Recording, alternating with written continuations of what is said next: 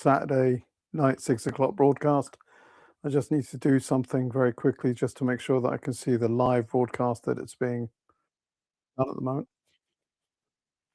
Sorry, shut down the recording voice. Okay, so I can now see the live chat.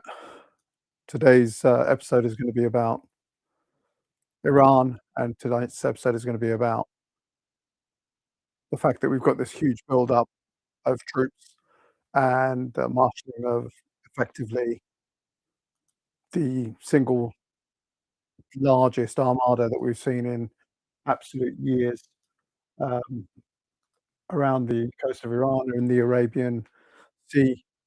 And what's the best way of putting this? I would like to see. Let me just get my notes. My apologies, everybody. It's going to be a bit of a mess. I thought I had my notes here, but I don't. Here we go. So there we go. No one's watching anyway at the moment, so I'm good. My apologies to those of you who may have started watching this a bit earlier. Here we go. So this podcast is effectively going to be about the armada that's been put together to go to Iran and to try and force Iran into some form of submission.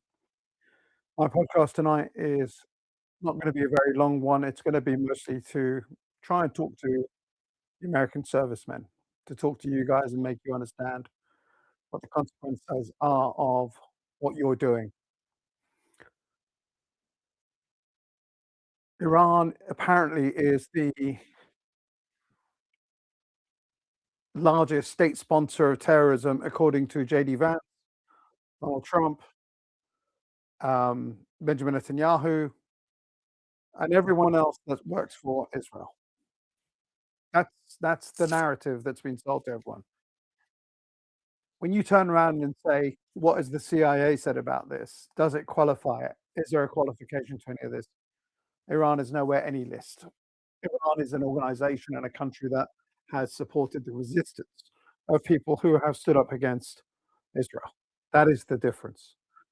And this military buildup that's come up over there is nothing but a bullying tactics that Donald Trump is putting into place at the moment. And this bullying tactic is because they want Iran to submit to the will of Israel and submit to the will of America. Iran is never going to do that. It's I'm not saying that. And by the way, I don't work for the Iranian government. I don't speak for the Iranian government. I am a British politician that lives in London, but I do have a moral compass, and I cannot begin to even have anyone tell me how we need to be on the same side as Israel. So that's why I do what I do. It's not because I am a spokesman for the IRGC or the Iranian government or this, that, and the other. Okay? So that just want to get that out of the way. People need to understand something. Iran has already said no. Iran refuses to basically give up all of its nuclear material, all of its nuclear programs. They don't have a nuclear weapons program. I wish to God they did, but they don't.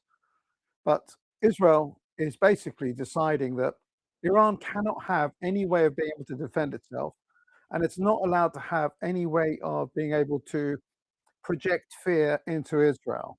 And the way Iran projects fear into Israel is through the what's it called? Through the missile defense systems, through the missile offense systems. And those systems are a threat and a big threat to Israel because, quite frankly, Iran, if it wanted to, could actually just wipe Israel off the map if it wanted to. But it hasn't. It has shown a whole lot of restraint. It's never hit a target that has got civilians in it. It's always gone for military targets. They've been very precision-led targets. And they are the exact opposite of what Israel does. Israel uses bombing to terrorize people. Iran has hit people in Israel. Their military, all their military sites, which we were not allowed to see. But as soon as a satellite that went up about 2 weeks ago, 3 weeks ago, Iran took videos and pictures of the sites that they said they'd hit in Netayim, what's it called, Air Force Base, and they damaged it. They smashed it to pieces. So Israel understands the threat of this systems, understands the capacity, and it's the equivalent of having a nuclear weapon that Iran has got. But why shouldn't Iran have it? Because if Iran doesn't have it, it will be the same as it is in Lebanon, the same as it is in Syria, where Israel can just fly in, bomb Gaza, bomb southern Lebanon, bomb wherever it wants. And they would do that to Iran as well.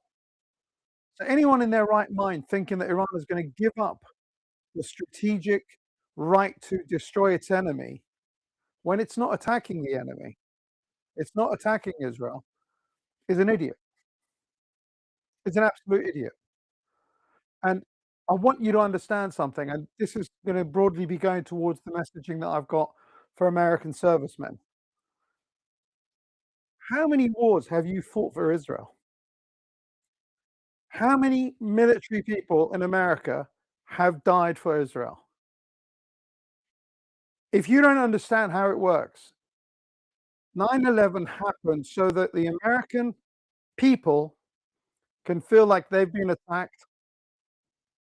The happiest people on earth were the Israelis because that operation that they put in place allowed them to bring the whole of the American people with the bullshit in Hollywood, the bullshit in reporting, the bullshit in everything to do with the investigation into what happened to 9/11.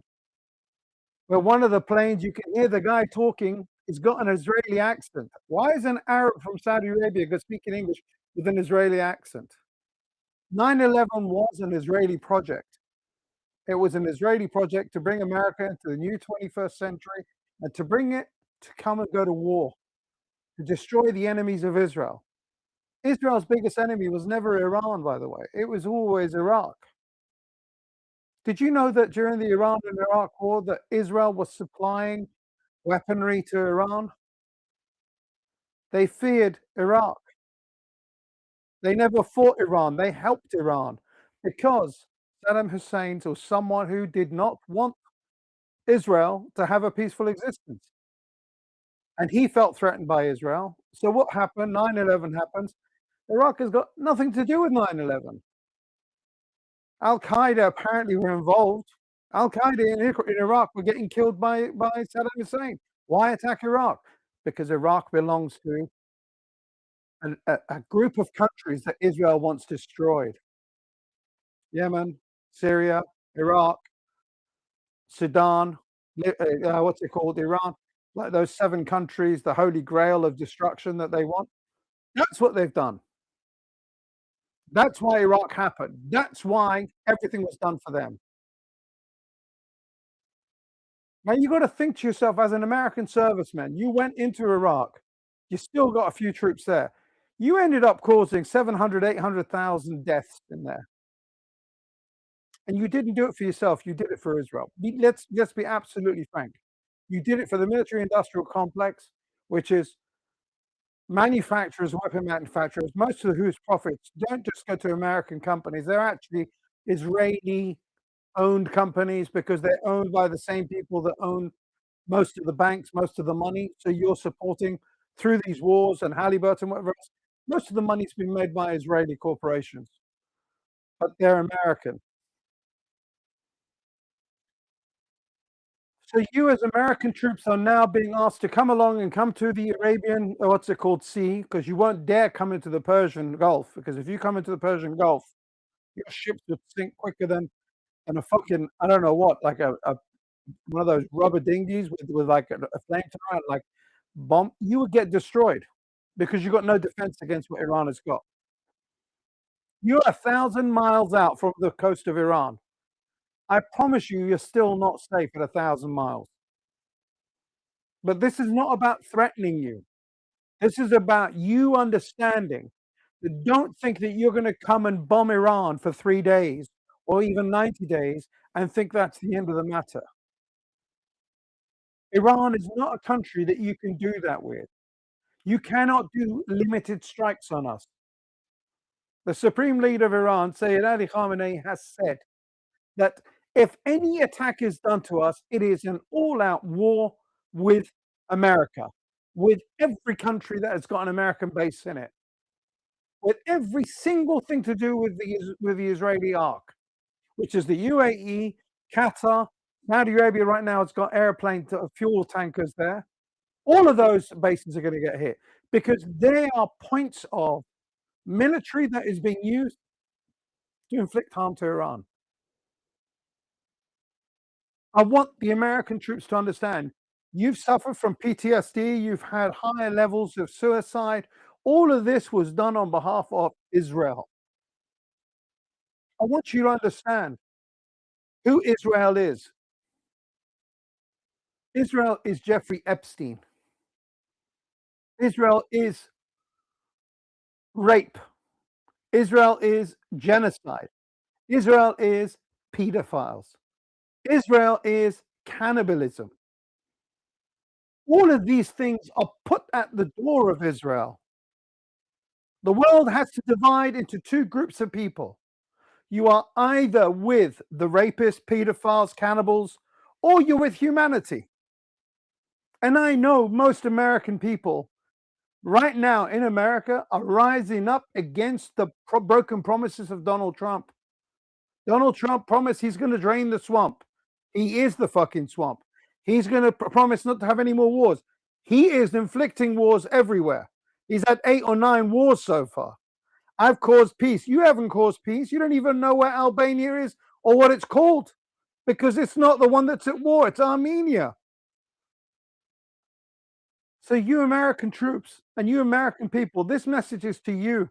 You need to make your president understand that he cannot do this, that he doesn't have your backing or your support to go into another long-term conflict with another country that's done fuck all to you. Iran has never attacked an American anything. It's got nothing to do with America. Why do you need to attack it? Did Poland do something to Hitler and Germany? No, it just existed there. But what happened? Hitler invaded the country anyway because he could, and you're in the same position right now. And you are basically in a situation where your president is choosing to go to war on behalf of the pedophiles because he is compromised. His name is in the Epstein files more than God's name in Bible. I'm not joking with you. His name is more times in the Epstein files than the Bible has got the name of God in it. If you don't think your president is compromised, if you don't think this president is working for Israel, you are out of your mind. Do you know that if you are going to go to war, your Senate has to approve it? Your house of your government has got to declare war on a country before your president can do that? And yet your president is threatening Iran with 2 battle strike groups, 2 Air Force carriers, this, that, and the other, because he is scared shitless of what Israel's going to do to him and releasing his name, release the videos of him, where allegedly, and I don't know if it's true or not, but allegedly, he has raped children and he's threatened to kill children. And this is your president? And this is the guy that you guys call your commander-in-chief? The guy's a fucking disgrace. He shouldn't be followed by anyone. The only people that should be following him is the police, is the FBI, to put him in fucking chains. Someone explain to me, why have the Epstein files been released to the public? What is the point of that? Are you hoping that a bunch of internet sleuths like Ian Carroll, Candace Owen, I don't know, Tucker Carlson, these people are going to start investigating things? Why are you, as the FBI and the Department of Justice, not going to investigate these things yourselves? Why are you not talking to these people? One woman has been arrested and convicted, and that's Ghislaine Maxwell. And she's not even in prison anymore. They've got a body double there for her. One person, and you got 3.5 million files being released? Why are you not talking to the names of these people, the people who've been named? Why are you refusing to investigate them? Because of Israel. Because Israel is at the heart of all of this. And the deep state is Israel. And it's not going to allow itself to be harmed. Listen to me. They control Britain. They control the United Kingdom. They control America. They control France. They control Germany. This is all being done with the help and support of the Rothschild family. Jeffrey Epstein has put in his emails, I work for the Rothschilds. Ariana Rothschild. Just Google her name inside of this, what's it called? There's an app called theweb.io that Ian Carroll's created. It's got every single file in the Epstein file in there. It's an AI chatbot, which you can put questions in there, and it doesn't use resources from outside it, but only what's inside it, and it will answer your questions. Don't believe me. Go and do your own research. Find out if Hussein Shafi is lying to you or not. I promise you I'm not lying to you.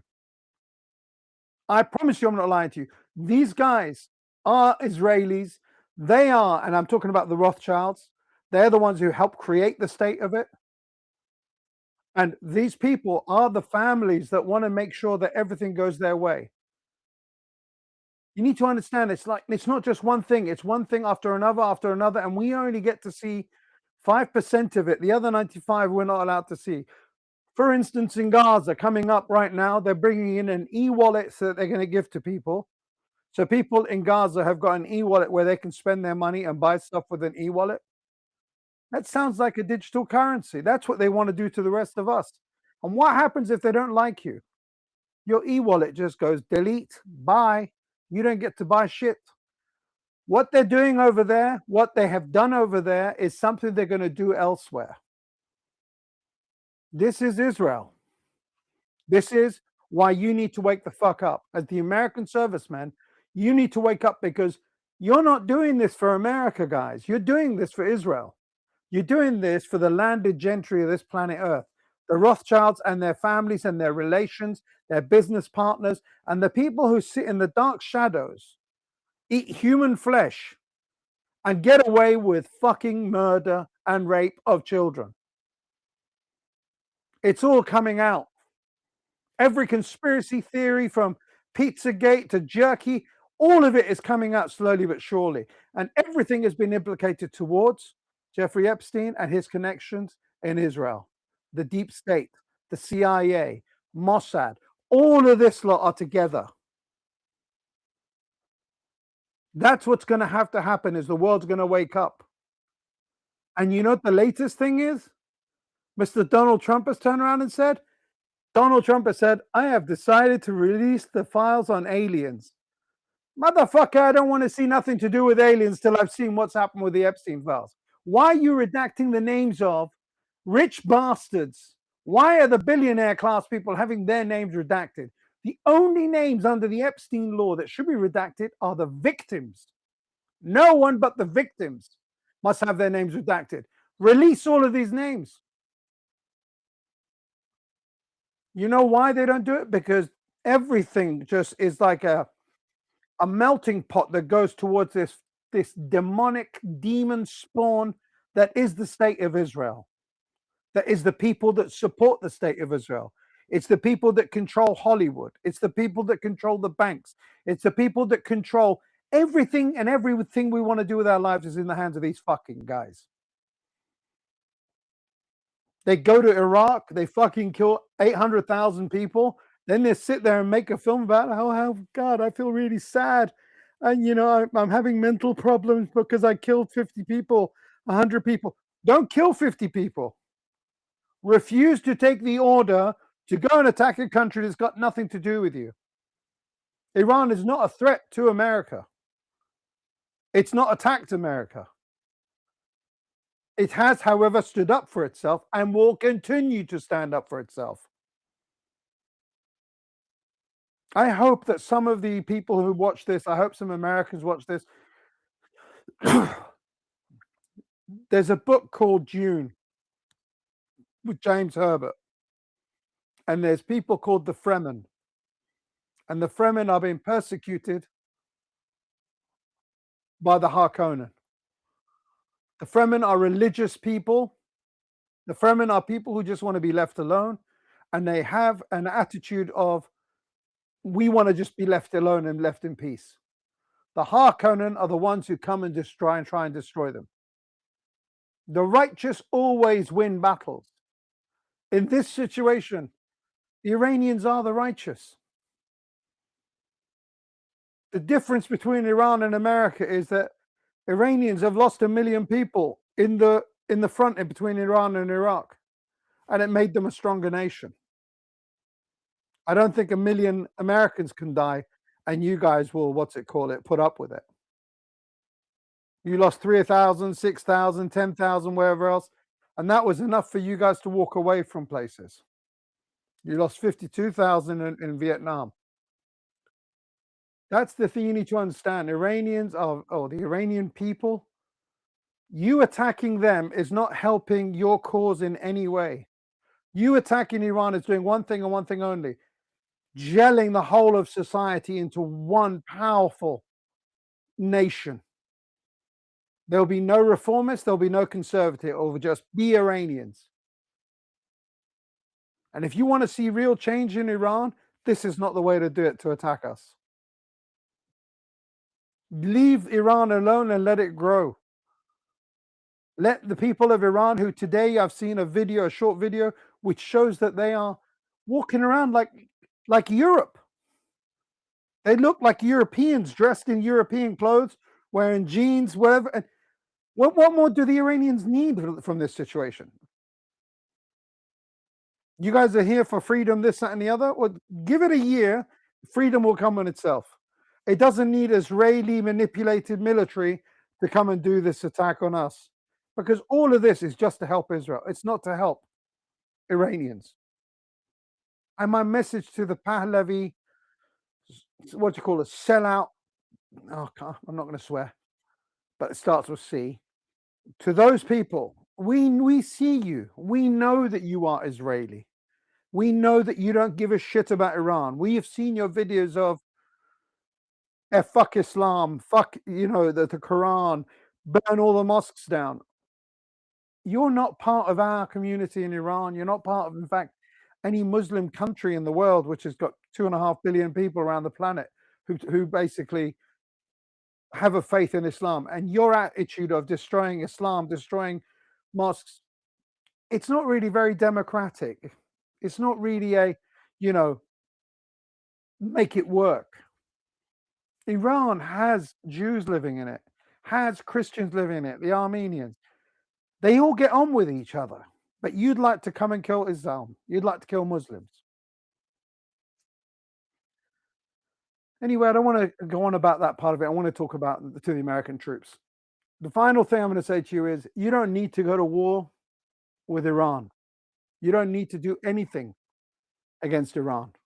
You just need to get your president and make him understand that you, as the servicemen, don't need to be involved in these wars.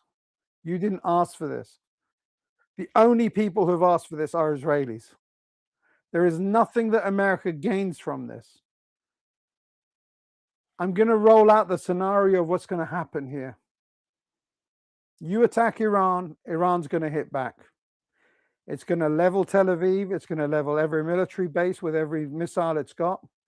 And don't think the missiles that you were used in June in the 12-day war are the same missiles you're going to get now. Don't think you're going to be able to destroy bunkers and you're going to be able to get away with it. Tel Aviv is going to get destroyed. On top of that, every American military base in the area is going to get attacked. On top of all of that, Shahd in Iraq is going to attack you. Lebanon is going to attack you. Yemen has already said that we will attack you if you attack us. All of the military bases, so it's no longer this is Qatari territory, UAE territory, Saudi territory, Kuwait, Bahraini territory. It is all just American territory as far as Iran is concerned. And they're going to hit. And it's their right to, because you're using the grounds of these people to launch attacks against the nation state of Iran. That's one aspect of it. Second aspect of it is, if this escalates into a destruction of refineries, if this is a escalation into a attack on oil, it is gonna be the longest, deepest recession in the history of man, because the human race has got used to 22 million barrels a day, and there will not be 22 million barrels a day coming out of that area. That area will end up getting smashed to pieces. Straits of Hormuz will get closed, there'll be nothing left of it. It will just be closed. Takes 2 or 3 ships sunk, and no one's gonna go through it. There are 47 to 48 critical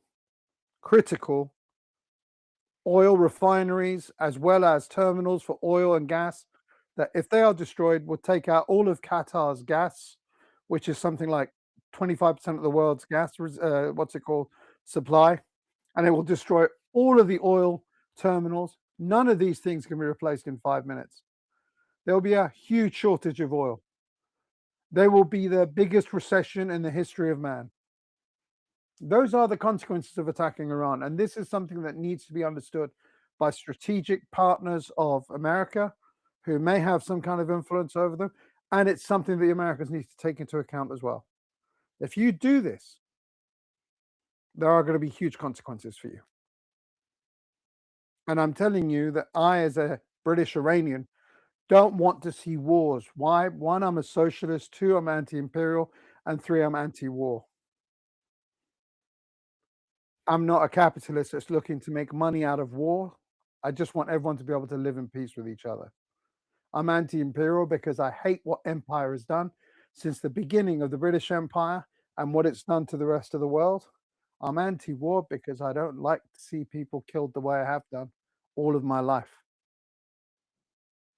So that's pretty much it. I don't have much more to say. I do have more stuff that I can say, but I don't want to go into it. I just want to keep it under half an hour, if I may.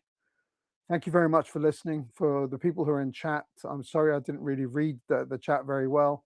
My apologies to you all. Thank you very much for watching. Good night.